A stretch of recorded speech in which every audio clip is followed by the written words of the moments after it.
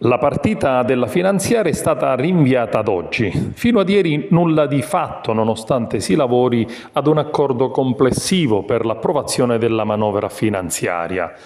L'Aula, iniziata con circa 3 ore di ritardo, si è conclusa con un comunicato della Presidenza nel quale si parla di un buon lavoro svolto in attesa delle percorribilità degli emendamenti. Ci sono ancora delle tabelle da completare. Insomma, l'accordo parrebbe vicino quasi, ma la seduta è riconvocata per oggi, giovedì mattina.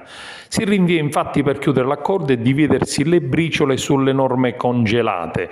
La trattativa è sugli articoli per i territori, le riserve per i singoli comuni a svantaggio della totalità degli enti locali e poi c'è la decisione sulle risorse da sbloccare. Dopo il via libera alle entrate per 280 milioni di euro, occorre scongelare dalla tabella alcune delle uscite per singole categorie. Manca l'accordo anche sugli emendamenti aggiuntivi, gli emendamenti con cui ogni gruppo politico può portare il proprio risultato elettorale nei singoli territori.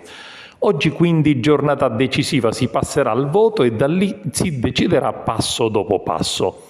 L'obiettivo è ricompattare il centrodestra, almeno a momento, attorno a un tavolo della discussione della finanziaria per consentire che ci siano i voti per il via libera al documento finanziario. Con il fronte del centrodestra compatto, infatti, si elimina il rischio di andare sotto a causa del voto segreto che ha bersagliato e colpito alcuni articoli della manovra. Sarebbe anche la ripresa di un possibile dialogo con l'intera maggioranza, lacerata dalle beghe politiche delle amministrative a Palermo. Vedremo fino alla fine come finirà la partita.